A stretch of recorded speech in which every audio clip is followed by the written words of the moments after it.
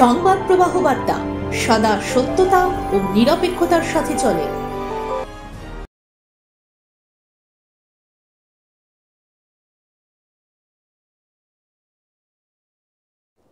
শিশু মনের বিকাশ ঘটাতে ও বই খাতার চাপ থেকে কিছুক্ষণের জন্য মুক্ত রাখতে এইচএস মিডিয়ান স্মাইল সোসাইটির পক্ষ থেকে হুগলি জেলার কোন্নগরে শ্রী শ্রী শকুন্তলা মাতা অবৈতনিক প্রাথমিক বিদ্যালয় আয়োজন করা হয়েছিল এক বসে আঁকো প্রতিযোগিতা।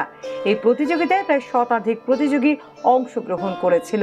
এই আঁকা প্রতিযোগিতাকে 3টি বিভাগে ভাগ করা হয় এবং 3টি বিভাগের প্রতিযোগীরাই অসাধারণ নৈপুণ্যের সাথে ছবি আঁকে, যার ফলস্বরূপ বিচারকদের কাছে কোনো প্রতিযোগীকে প্রথম বা দ্বিতীয় বা তৃতীয় স্থান ঘোষণা করবে তা বেশ কঠিন হয়ে পড়ে। লিমকা বুক অফ রেকর্ড পদপ্রাপ্ত বিচারক বিমান দাস এবং বিচারক শাশ্বত দাসের বিচারে 3 বিভাগে প্রথম, দ্বিতীয় ও তৃতীয় হয় ক বিভাগ সুমাত্রিকা দে, সৃজা পাল, রীতিশা মাইতি, খ বিভাগে মেঘা বিশ্বাস, অঙ্কিতা দাস, অনুষ্কা ধারা এবং গ বিভাগে অঙ্কিতা চক্রবর্তী, সংযুক্তা সরকার, হিয়া চক্রবর্তী। এই দিন উক্ত অনুষ্ঠানে উপস্থিত ছিলেন অভিনেতা অর্ণব বন্দ্যোপাধ্যায়, কোন্নগর পৌরসভার পৌরপ্রধান স্বপন দাস, বিশিষ্ট সমাজসেবী ও সাংবাদিক ডক্টর সঞ্জয় সেন, নেতাজি গবেষক অমিত দত্ত, বিশিষ্ট সমাজসেবী সঞ্জয় বোস, সমাজসেবী মৃত্যুঞ্জয় চক্রবর্তী সহ আরো অনেক গুণীজন ব্যক্তি। অতিথিদের সংগঠনের তরফ থেকে বিশেষ সম্মান জ্ঞাপন করা হয় এবং একটি করে চারা গাছ উপহার দেওয়া হয়। এই আঁকা প্রতিযোগিতাকে ঘিরে উপস্থিত প্রতিযোগী থেকে অভিভাবকদের উৎসাহ ও উদ্দীপনা ছিল চোখে পড়ার মতো।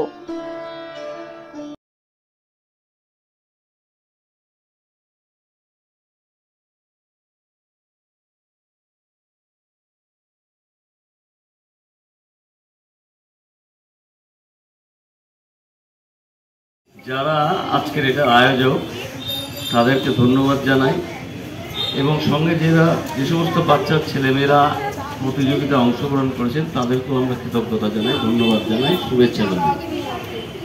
মনে রাখবেন, আঁকা এমন একটা জিনিস, মানুষকে যদি তার নিজের মতো আঁকতে দিতে বলেন তাহলে সেই বাচ্চা ছেলেটার মধ্যে কোন প্রতিভাগুলো লুকিয়ে আছে সেটা আপনারা জানতে পারেন। আপনারা সাবজেক্ট ম্যাটার দিয়ে দিলে হবে না।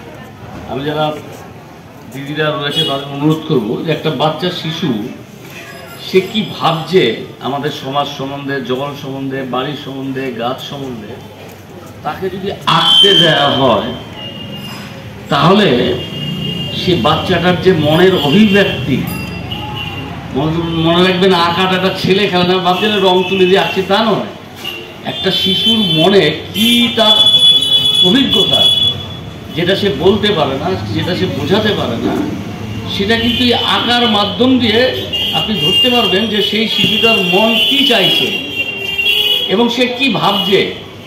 এটা কিন্তু একটা আঁকার মধ্যে দিয়ে যারা আঁকে তার সে শিল্প প্রতিভা যদি থাকে, শিল্পী প্রতিভা, তাহলে সেটা কিন্তু বিকশিত হয় তার থেকে এবং ধরা যায়। এবং যে কোনো মানুষকে যদি বলেন যে আপনি নিজের মতো ইচ্ছা মতো আঁকুন, তো তাহলে দেখতে পাবেন তার মনের যেটা ইচ্ছে সেটাকেই সে ফুটিয়ে তোলার চেষ্টা করে। একটা শিশুকে যদি বলেন তুমি তোমার ইচ্ছা মতো আঁকো, তাহলে যে বাপ মা তাকে সবসময় সঙ্গ দিচ্ছেন, পড়াচ্ছেন, সে কিন্তু বুঝতে পারছে না সে বাচ্চাটা কি চায়। অনেক সময় আমরা ধরতে পারি না, এই জন্য বাবা মার সঙ্গে সন্তানদের গণ্ডগোল হয়। কিন্তু বাবা মারা যদি সন্তানদের নিজের ইচ্ছে মতো চলতে দেয়, কিন্তু তার মধ্যে কন্ট্রোল রাখে, তাহলে কিন্তু সেই বাচ্চা আগামী দিনে অনেক বড় হতে পারবে। তাই বলছি, যে শিশুরা আঁকছে, যারা বিচারক আছে তাদের দেখবেন, সেইভাবে বিচার করে দেখবেন যে একটা শিশু কি চাইছে। এখান থেকে আগামী দিনে ভবিষ্যতের অনেক কিছু জিনিস উঠে আসবে। তাই যারা এই প্রতিযোগিতায় অংশগ্রহণ করেছেন তাদেরকে, আর যারা এটা করছেন তাদের সকলকে আমরা কোন্নগর পৌরসভার থেকে ধন্যবাদ জানিয়ে বক্তব্য শেষ করছি। নমস্কার। কতদিন ধরে আঁকা শেখো? আমি 8 বছর। আঁকতে ভালো লাগে? আর কি কোন ক্লাসে পড়ো তুমি? হ্যাঁ, আমি 11-এ পড়ো। আঁকার সঙ্গে সঙ্গে আর কি করতে ভালো লাগে? ফ্লুট বাজাই, বাঁশি আর গান করতে ভালো। খুবই ভালো লাগছে, এখানে এসে খুবই ভালো লাগলো এবং অনেক জায়গায় দেখেছি যে সাধারণত অনেক দূর দিয়ে যারা যায় তাদেরকে ছেড়েও স্থানীয় যারা থাকে বাসিন্দা তাদের বাচ্চাদেরকে করে। এখানে একদমই সেটা হয়নি। এটা জেনে আমি খুব খুশি হলাম এবং এত ভালোভাবে সব কিছু ছিল এবং এত ভালোভাবে সবাই সম্মান দিল, এটা আমার খুব ভালো লাগছে প্রাইজ পেয়ে। সত্যি কথা বলতে প্রাইজ পেয়ে তো খুবই ভালো লাগছে, আর এখানে ব্যবস্থাপনা তো খুবই সুন্দর। এখানে সব কিছুই মোটামুটি খুবই ভালো লেগেছে এবং প্রাইজও খুব ভালো। বিশেষ করে এখানে মায়ের মন্দিরের সামনে যেটা হচ্ছে এটা আরও সুন্দর লেগেছে। আমি যাই অনেক জায়গাতেই, কিন্তু এরকম একটা সম্মান পাই না।